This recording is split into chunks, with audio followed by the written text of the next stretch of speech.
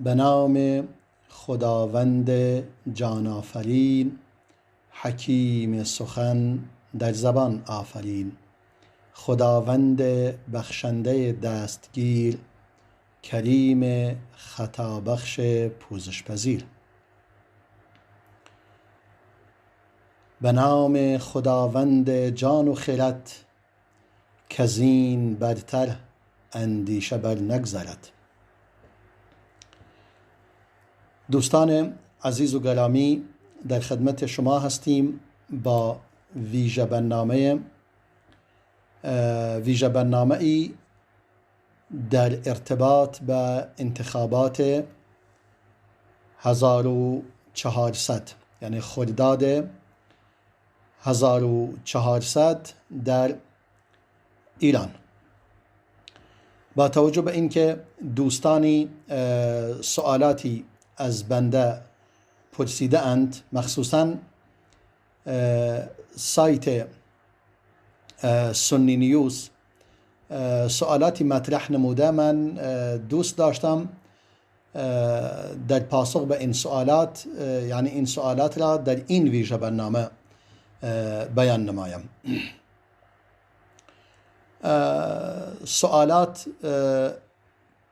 سوالات قشنگی است، حدود 5 سوال است که من کوشش میکنم به این سوالات پاسخ دهم. همچنان که از اسم اون سایت مشخص است، مشخصا این سوالات مربوط به مشارکت اهل سنت است در این انتخابات و انتخابات‌های گذشته و حتی آینده، که در اینجا سوالات به این گونه آغاز می شود. نوشتم سوال اول: جایگاه حق انتخاب و نقش مردم در حکومت ولایت فقیه را چگونه تعریف می کنید؟ سوال به نظر من برای هر شخص ایرانی پاسخ این سوال واضح و روشن است. جایگاه حق انتخاب و نقش مردم در حکومت ولایت فقیه، یعنی اصلا آیا مردم در این حکومت ولایت فقیه نقشی دارند، تأثیری دارند، حرفی برای گفتن دارند، سخنی دارند، و آیا اصلا سخن آنان شنیده می شود؟ و آیا اصلا انتخابات در این نظام جایگاهی دارد؟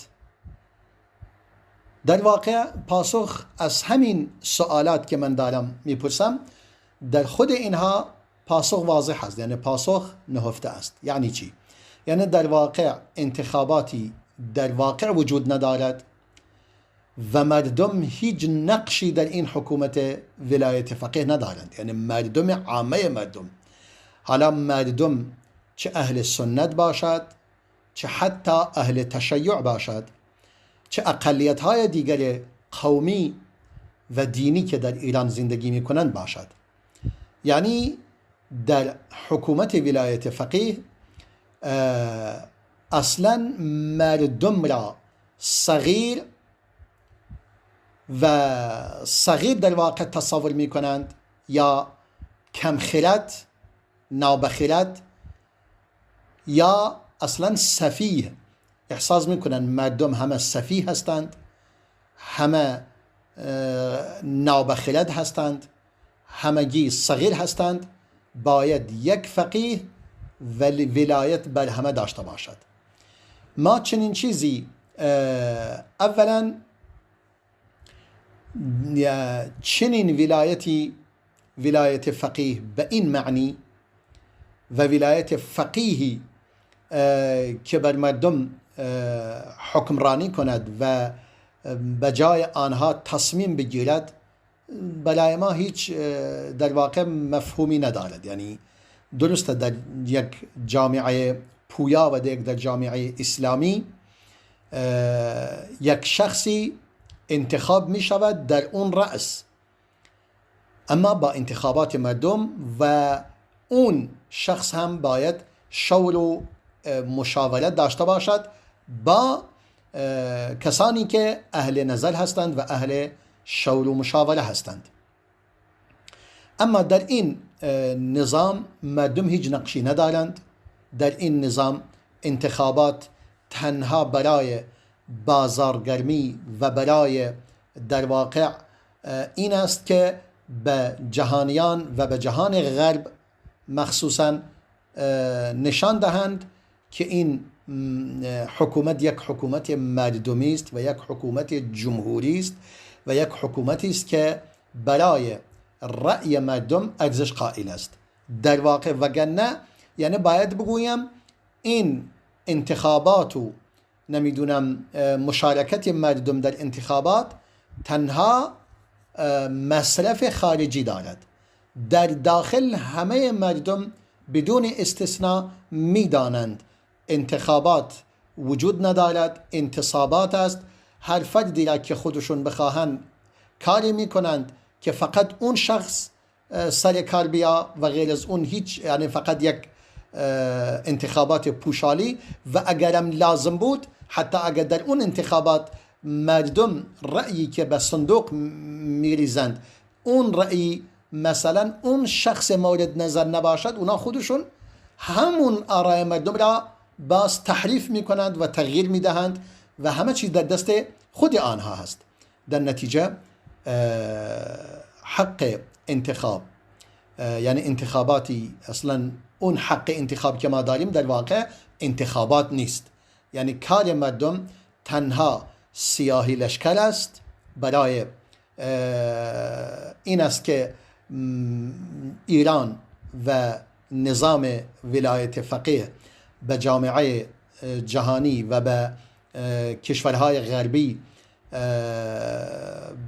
نشان دهد که مردم دارند در این نظام مشارکت دارند و به اختیار خود دارند انتخاب می کنند، در حالی که چنین چیزی وجود ندارد.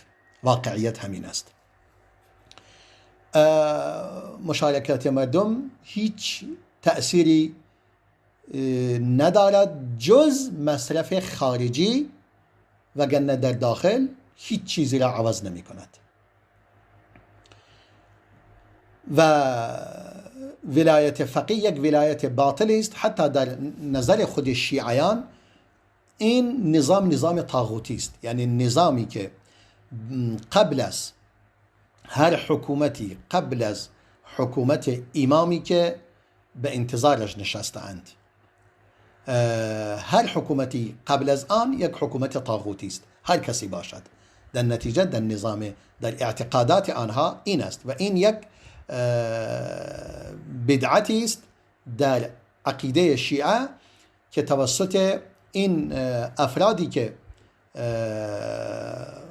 آقای مثلا طالقانی و طباطبایی و اینها این فکره را و آیت الله برقعی و منتظری و اینها افرادی بودند این فکر و اندیشه را به خمینی و آنها القا نمودند و این را گرفتند که گفتند در چنین وضعیتی ضرورت اقتضا می کند که ما اگرچه امام ما غائب است و تا وجود اون امام دیگری معروف نیست، چون دیگه اونا امام باید از جانب خدا تعیین بشه، حالا امام اونها غائب است، یعنی وجود نداره در واقع امامی است، یعنی اصلا بر اساس یک باطل، یک نظام فاسد و یک اعتقاد باطلی را پایه‌ریزی نموده اند بر اساس امامت. همون امامت یک اساس باطل و بی اساس است.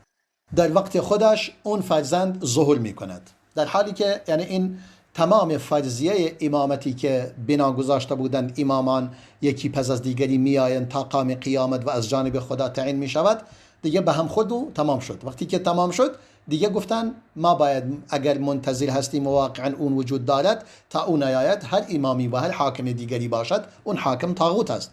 اما حالا در این اواخر بالاخره این بدعت رو پایه‌ریزی کردند که بیایم یک ولی که نائب امام زمان باشد تعیین کنیم به عنوان ولی فقیه.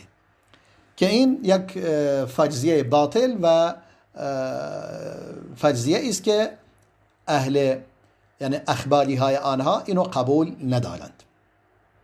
یعنی اصل عقیده شیعه اثنا عشری چنین فرضیه را اصلا نپذیرفتند و آن را یک نظام طاغوتی میدانند. حالا خود اونها این افکار اونهاست و نظر اهل سنت هم چنین چیزی قابل قبول نیست. اهل سنت بر پایه شول و مشورت حتی انتخابات یعنی یک حاکم بر اساس مشورت انتخاب می شود و بر اساس شورا او را انتخاب می کند. در اینجا نتیجتا مشخص شد که اصلا خود این نظام یک نظامی است بی اساس، نظام ولایت فقیه، و مردم در آن هیچ نقشی ندارند و انتخابات و حق مشارکت در انتخابات تنها برای مصرف خارجی است. در داخل هیچ گونه اثری و نقشی ندارد. در پاسخ به سؤال دوم میگه جامعه اهل سنت ایران طی ادوار گذشته از شرکت در انتخابات چه سود و بهره ای بودند؟ سؤال بسیار بجا و قشنگ است. آیا جامعه اهل سنت ایران در ادوار گذشته آیا هیچ سودی بودند در این مشارکتی که در انتخابات مشارکت کرده اند؟ یعنی چه نتیجه ای داشته و چه دستاوردی داشته؟ در واقع باید بگویم هیچ دستاوردی نداشته و در هر کدوم از این دوره ها هر کدوم که روی کار آمده در دوره او قتل و کشتار و اعدام و زندان و سرکوب و اینها بیشتر شده. ویران کردن مساجد اهل سنت و نمیدونم یعنی تعیین کردن امامانی که خود مردم به آنها راضی نباشند به زور بر مردم تحمیل کردن و دخالت کردن در مناطق اهل سنت تو مسائل دینی آنها، تمام اینها هیچ چیزی یعنی هیچ وعده‌ای و هیچ وعده‌ای از وعده های آنها تا به حال به ثمر نرسیده و از 43 سال گذشته تاکنون اهل سنت خواهان این هستند که 2 میلیون نفر جمعیت اهل سنت در تهران نیاز به یک مسجد دارند. تاکنون چنین چیزی حاضر نشدند و قبول نکردند. در نتیجه این حداقل خواسته اهل سنت بوده و اهل سنت وقتی که در نظام و در قانون اساسی آنها معین شده و مشخص شده که هیچ اهل سنتی نمیتواند هیچ مدیریتی در مسائل کلان کشور به دست بگیرد، در امور کشور به دست بگیرد، یعنی نمیتواند وزیری باشد، نمیتواند حتی استانداری باشد، نمیتواند فرمانداری باشد، نمیتواند دیگر ریاست جمهور که هیچ نمیشه. در نتیجه اهل سنت در این سیستم و در این نظام اهل سنت وجود ندارد. اهل سنت هیچ تنها برای بازارگرمی انتخابات از آنها استفاده می کنند و برای مصرف داخلی خارجی از آنها استفاده می کنند و دیگه هیچ تأثیری ندارند. جامعه اهل سنت که نزدیک به 30% جامعه هست. حالا ما بگیم 30% نه 25% جامعه ایران اهل سنت هستند. این 25% در قانون اساسی حقی برای آنان تعیین نشده.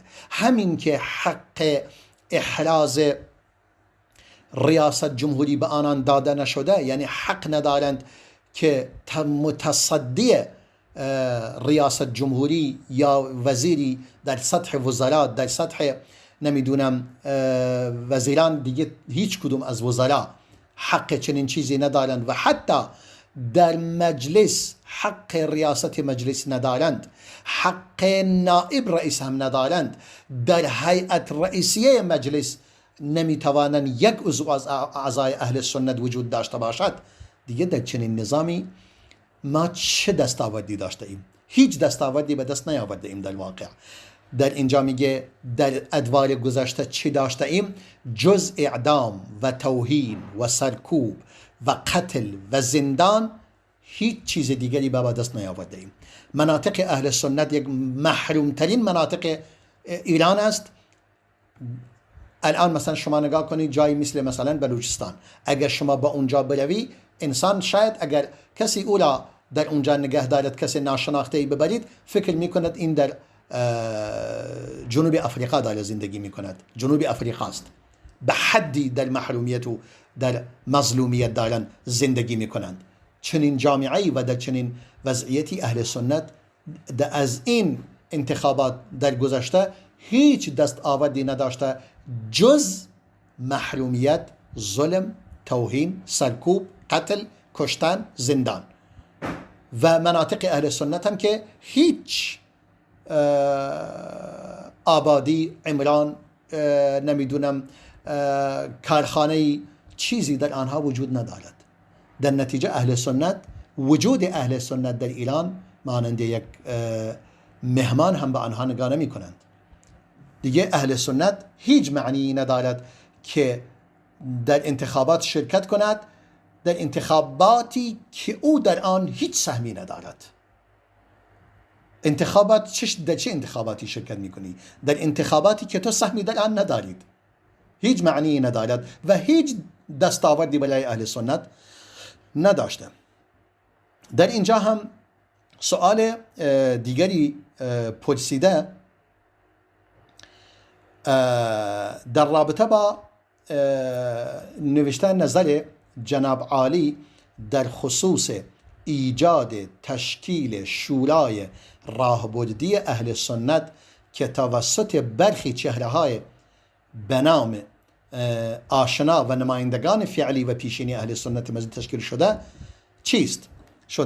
در واقع باید بگویم این تشکیل این شورای راهبردی که در دوره قبل تشکیل شد برای مدت کوتاهی در اردیبهشت سال 1396 17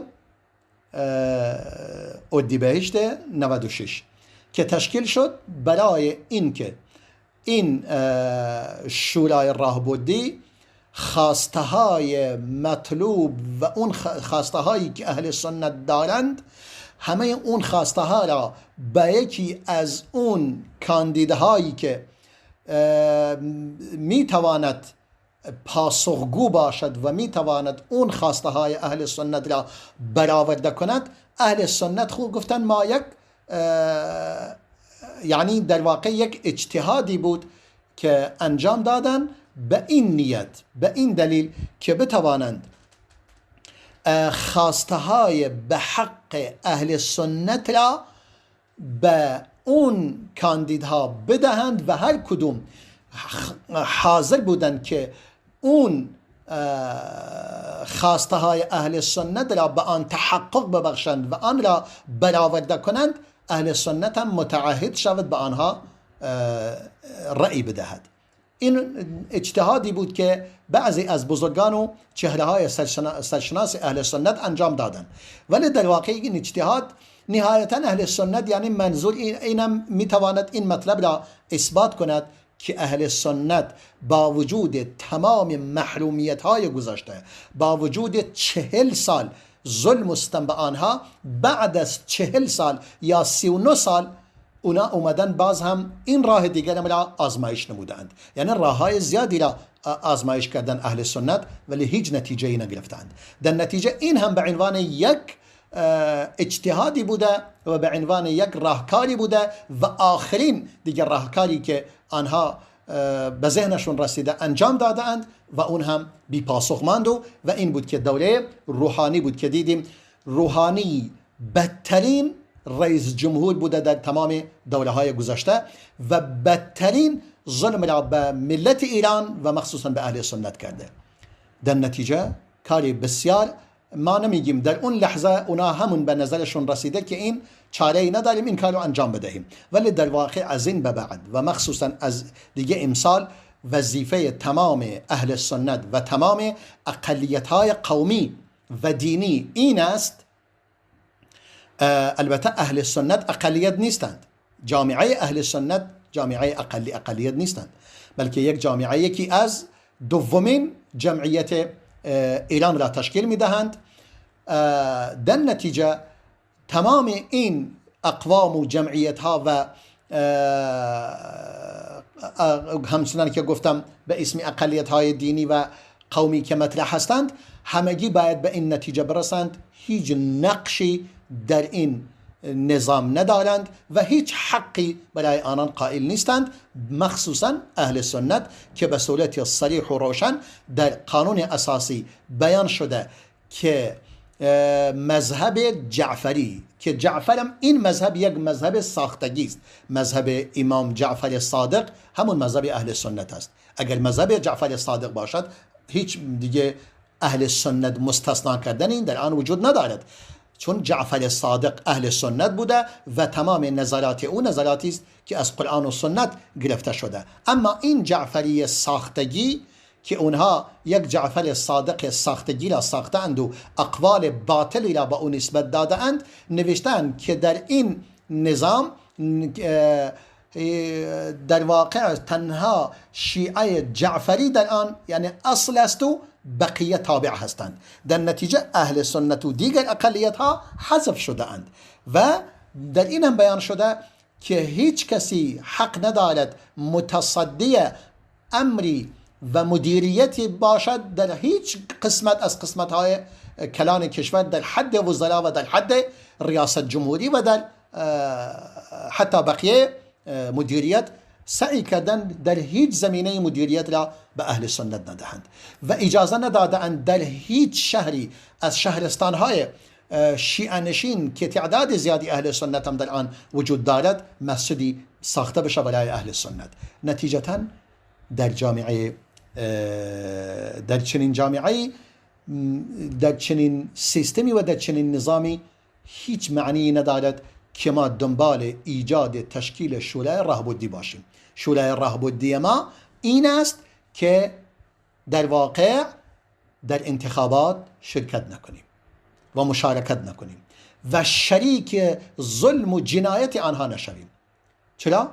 چون مشارکت کردن در آن شریک در واقع ظلم آنان هستید، دارید آنها را تایید میکنید، دارید ظلم و ستمی که آنها میکنند تو هم آنها را تقویت میکنید که سر کار بیایند و هر ظلم و جنایتی میکنند تو هم در آن سهیم باشید. پس کار بسیار ناشایسته و نادرستی است. در اینجا با هم میان برنامه نگاه میکنیم و باز هم در خدمت شما خواهیم بود.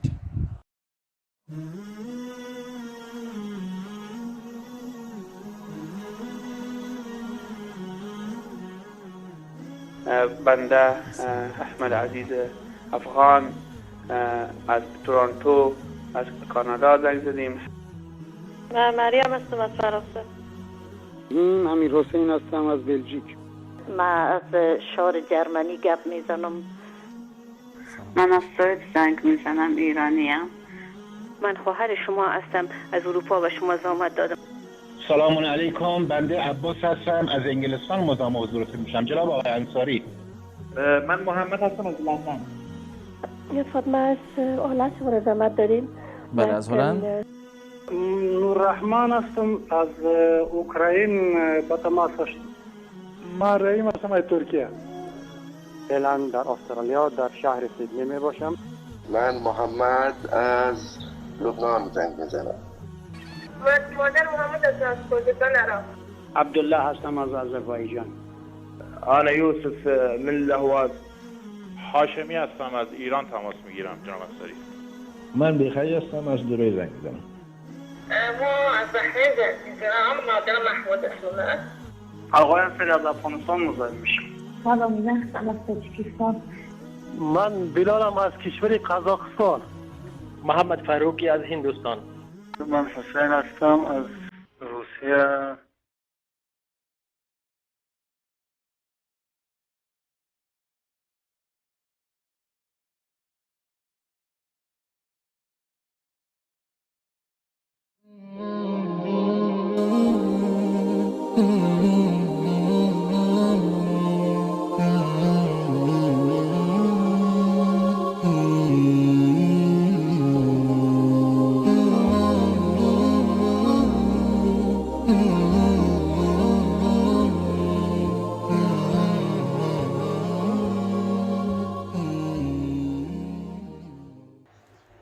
با عرض سلام مجدد خدمت شما بینندگان عزیز و گرامی.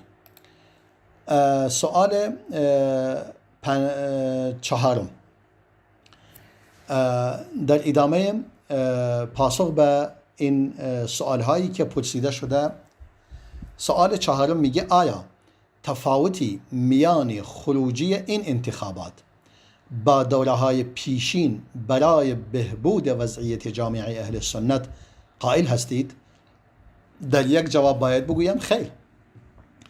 دولتی که در طول 43 سال گذشته نتونسته هیچ کاری را انجام بدهد، در اکنون که به حالت ضعیفترین حالت خود رسیده است، در به ناکارآمدترین دولت رسیده است، هیچ امیدی به این نیست که وضعیت اهل سنت، نه تنها اهل سنت بلکه وضعیت کل ایران به هیچ وجه بهبود پیدا نخواهد کرد. از این دولت اکنون از لحاظ اقتصادی اقتصاد آن به صورت در حال فروپاشی کامل است. جامعه ایران یک جامعه ملتهب و مانند آتش زیر خاکستر هستند. یعنی 90% جامعه ایران اکنون علیه این دولت هستند و 90% مردم ایران در این انتخابات انشاءالله در انتخابات پیش رو شرکت نخواهند کرد و در نتیجه من هیچ در واقع یعنی انتظار این ندارم که این در مشارکت اهل سنت در این دوره باعث شود که بهبودی به حال آنها در واقع انجام بگیرد. به هیچ وجه چنین چیزی وجود ندارد، چون در حالتی که قدرت داشته، توان داشته، وضعیت بهتری داشته، تحریمی وجود نداشته، ایران نتونسته برای اهل سنت کاری کند و بارهای بار مردم برای خاتمی که وعده های سرخرمن فراوانی به اهل سنت و به تمام ایران داد، هیچی نتونست انجام بدهد و بعداً گفت ما فقط یک تدارکچی یعنی عادی هستیم، هیچ کاری نمیتونیم انجام بدهیم.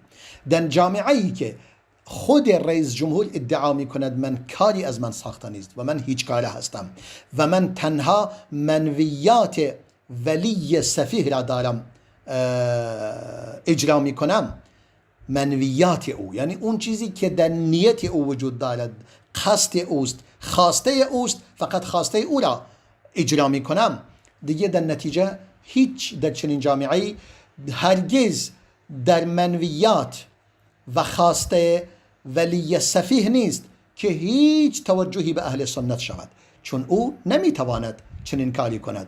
در جامعه‌ای که در تمام مراجع و مصادر علمی آنها اهل سنت اصلا مسلمان نیستند، اهل سنت مطرح نیستند، اهل سنت به اسم اهل سنت به اسم عامه نام می شود. ایران اکنون همین الان شروع کرده و آغاز نموده در میان کردستان دارد، در میان اقوام مختلف کردستان، یعنی مثلا فرض کنیم ادیان مختلف کردستان، مثلا بیشتر مردم کردستان اهل سنت هستند و شافعی مذهب، مثلا در میان آنها اقلیتی و تعداد کمی از یارسان وجود دارند که خودشون اسم اهل حق به خودشون گذاشتن، میگن ما اهل حق هستیم. حالا سعی کرده در این مناطق که این افراد وجود دارد جنگی در میان آنان در واقع برافروخته و میخواهد از آب گلالود ماهی بگیرد و اهل سنت و کردها را به جان هم بیندازد و حتما چنین کاری را هم خواهد کرد برای کردهای سنی و کردهای شیعه. مثلا و کردهای همچنان که در میان لرها و عربهای اهواز این کار رو انجام میدهد و با عربها و بختیاری ها این کار رو انجام میدهد، با ترکا و کردها در آذربایجان همین کار رو انجام میدهد. تمام این بازی ها را میخواهد انجام بدهد که میگوید اختلاف بیانداز و حکومت کن. این شعار اصلی این حاکمانی است که بر ایران حکومت میکنند، با تمام پررویی و با تمام ظلم و جنایتی که دارن مرتکب میشوند، میخواهند مردم را به جان هم بیاندازند، اختلاف قومی و مذهبی و قبیله‌ای و نمیدونم اینها را ایجاد کنند تا خودشون بتوانند زندگی کنند. یعنی این من توصیم به ملت کردستان و به مردم شریف کردستان این است که هرگز در واقع دنبال خواسته این نظام فاسد نباشند. این نظام فاسد خیر هیچ کدوم از ماها را نمیخواهد. نه خیر کرد سنی میخواهد، نه خیر کرد شیعه میخواهد، نه خیر کرد اهل حق میخواهد، نه خیر کرد نمیدونم سنی آذری یا سنی یا آذری شیعه این چیزا را نمیخواهد. فقط میخواهد اینها را به جان هم بیندازد تا خودش بتواند جان سالم به در ببرد و در میان این اختلافات او به عنوان میانجیگری حاضر شود و به عنوان ناجی خودش را نشان دهد و در نتیجه مردم را بار دیگر به پای صندوقهای رأی بیاورد و بگوید اگر ما نباشیم شما این اختلافات و این جنگ و جدال ها و این نزاع ها در میان شما با وجود می آید. در نتیجه من به هیچ وقت من تصورم بر این نیست که خروجی، حالا من چون خارج شدم از این قضیه، در واقع نه همه از خروجی های این انتخابات است و هنوز که انتخابات آغاز نشده این خروجی ها را داره بیرون می دهد. یعنی این اختلافات مذهبی و قومی و قبیله‌ای را در میان مردم ایجاد می کند تا خودش مردم را با این نیرنگ و با این حیله مردم را به پای صندوقهای رأی بیاورد. در نتیجه مطمئناً بدون شک بدون بیگمان انتخابات آینده بهتر از انتخابات های گذشته نخواهد بود و امروز الحمدلله بسیاری از مردم 90% جامعه به گمان من خواهان مشارکت در انتخابات نیستند. در نتیجه اهل سنت و مردم کردستان و مردم اهل سنت در سراسر کشور وظیفه شونم این است که در آن مشارکت نکنند و آن را تحریم کنند در واقع، چون هیچ نتیجه مثبتی در این انتخابات نخواهیم دید، نتیجه مثبتی ندارد. حالا سوال تقریبا مورد پنجم میگه توصیه جناب عالی برای جامعه اهل سنت ایران به صورت عام و اهل سنت کردستان به صورت خاص جهت مشارکت و یا عدم مشارکت در انتخابات چیست؟ والا توصیه من از ابتدای این مسائل که بیان شد تقریبا در کنار همه اینها توصیه خودمو کردم. توصیه من این است که جامعه اهل سنت یک وحدت کلمه داشته باشند در تمام مناطق. یعنی ما باید به نظر بزرگان اهل سنت نگاه کنیم. اکنون مولوی عبدالحمید در منطقه بلوچستان تقریبا انتخابات را مشارکت در انتخابات نمی کند، هرچند در این دیروز متوجه شدیم که مولوی کوهی را آزاد کرد در زندان به مدت 1 ماه و یقینا این به این نیت این کار رو انجام دادن که مردم بلوچ را به پای صندوقهای رأی بکشاند و بگوید ما این کار رو کردیم برای شما و مثلا رئیسی بگوید من قبل از این که روی کار بیایم این نتیجه کار مثبت من است که مولوی کوهی را آزاد کردن به مدت 1 ماه، یعنی یک مرخصی 1 ماهه را برای او مثلا به ارمغان آورده‌ام و هدفش این است که دل علمای بلوچ را به دست بیاورد و علمای بلوچ دوباره مردم را دعوت کنند برای مشارکت در انتخابات. ولی من باید بگویم مسلمانان و مسلمانان بلوچ باید بسیار بسیار عاقلتر و باهوشتر باشند از این که فریب این شیطنت ها بخورند. این یک شیطنتی است. البته در اینجا یادم اومد که دیروز دکتر ابراهیمی در کردستان وفات یافته و وفات دکتر ابراهیم را به جامعه اهل سنت به ویژه کردستان عزیز تسلیت عرض می کنم و به ویژه خانواده گرامی دکتر ابراهیمی و همچنین امروز دکتر نظر محمد وفات یافته‌اند، یکی از بزرگان و شجاعان اهل سنت بلوچستان که مرد بسیار شریف و بزرگواری بود که من در اینجا هم میگویم قبل از وفات ایشان من الحمدلله به حضور ایشان مشرف گشتم در خانه خودشون، در یک خانه متواضعانه‌ای که داشتند به خدمت ایشان رسیدم. خداوند متعال ایشانم را مورد رحمت خویش قرار دهد و وفات مولوی نظر محمد هم به تمام جامعه اهل سنت به ویژه مردم بلوچستان و به ویژه خانواده گرامی ایشان تسلیت عرض می کنم و از خداوند متعال می خواهم که ایشان را مورد رحمت خویش قرار دهد و همچنین دکتر ابراهیمی که مرد بسیار بزرگوار و شریفی بودند که از نزدیک من هم ایشان را هم ملاقات نمودم چند بار. خداوند متعال ایشان را غریق رحمت خود گرداند و او را مورد بخشش خود قرار دهد و خانواده محترمش هم صبر جزیل عطا فرماید. در اینجا نکته این است که آیا جامعه اهل سنت، همینو من میخواستم عرض کنم، من توصیم این است که باید تمام اهل سنت در تمام مناطق به سخنان بزرگان اهل سنت نگاه کنند.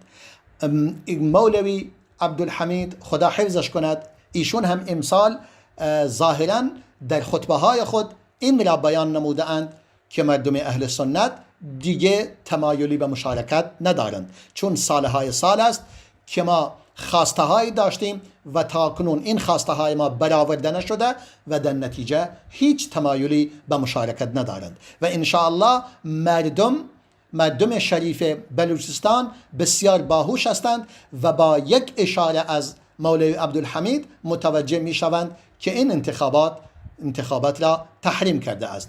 و همچنین استاد حسن امینی خدا حفظش کند و همچنین بزرگان اهل سنت هر کدوم به نوبه خود اعلام کرده اند که در این انتخابات شرکت نخواهند کرد و من توصیه من این است که مردم کردستان به ویژه تمام یعنی گرایش های مختلف مردم کردستان، چه از مردم محترم مکتب قرآن با هر دو گروه مکتب قرآن، جماعت دعوت و اصلاح که امیدوار هستم همراه با مردم باشند و مردم را همراهی کنند و پشت مردم خالی نکنند و در این انتخابات شرکت نکنند و دیگر گرایش های مختلفی که وجود دارد از مسلمانان اهل سنت مشارکت نکنند، مثلا حتی اونهایی که صوفی ها و دیگر اقشار جامعه و مردم کردستان. من در واقع توصیه من این است به هیچ وجه در این انتخابات شرکت نکنند و کاملا اعتراض خود به تمام انتخابات های گذشته در این یک جا و یک بار اعلام کنند و این اعتراض تا باشد که به گوش مسئولین برسد، هرچند کاملا به گوش آنها رسیده و حتی به گوش خامنه‌ای هم رسیده، ولی باید در عمل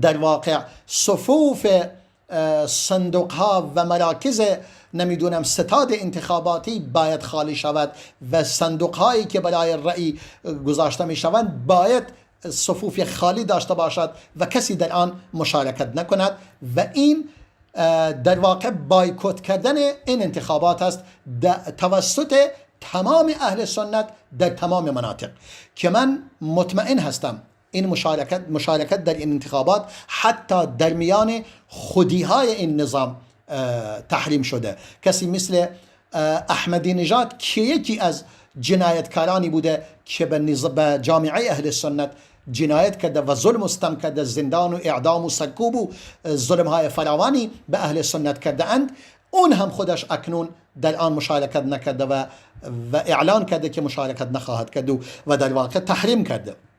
کسی مثلا مثل فائزه هاشمی که از خودی های نظام است و بسیاری از خودی های نظام این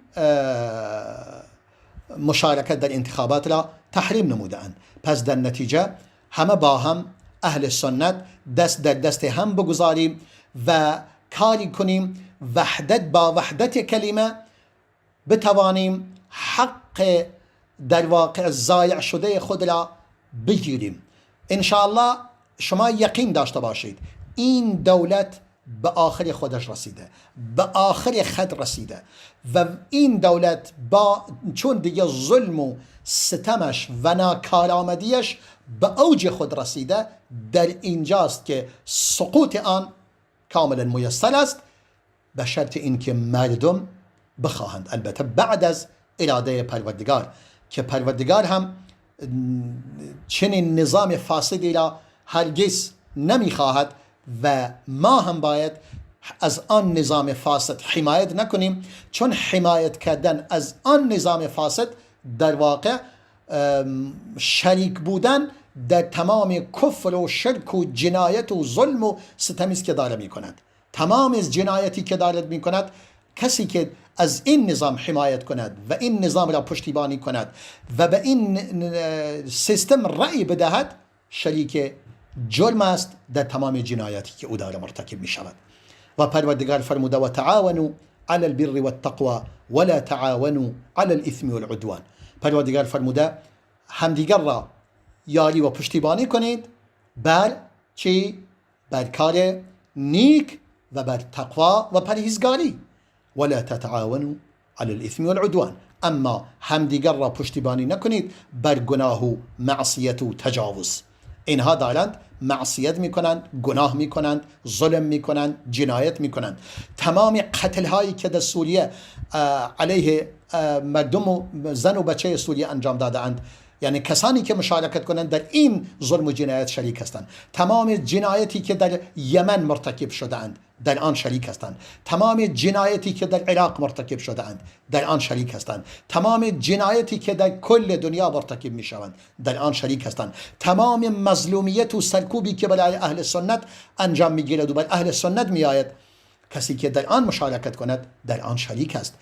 او داره سرکوب می کند، او داره اعدام می کند، او داره زندان می کند، او داره اجازه نمی دهد کسی حرفی بر زبان جاری کند، او اجازه نمی دهد کسی که از حق خودش دفاع کند و همه را با سرکوب کردن و کشتن و اینها آغاز می کند. پس هر کسی به این نظام فاسد رأی بدهد در واقع در تمام این جنایاتی که اینها مرتکب می شوند شریک و سهیم است. پس باید قاطعانه جامعه اهل سنت به ویژه مردم شریف کردستان باید در واقع این انتخابات را بایکوت کنند و آن را تحریم کنند و به هیچ وجه حاضر نباشند که در این انتخابات مشارکت کنند. این توصیه من است.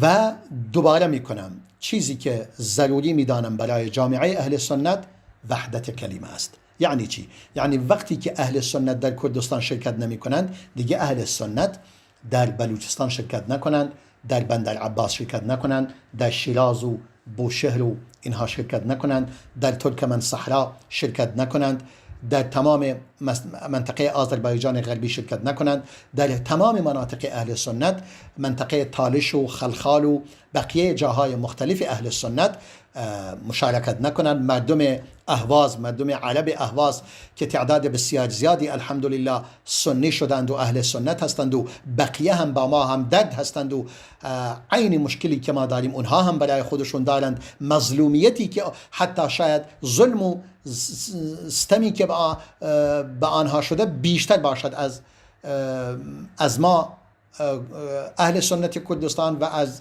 اهل سنت بلوچستان و از دیگر اهل سنت در دیگر جاها.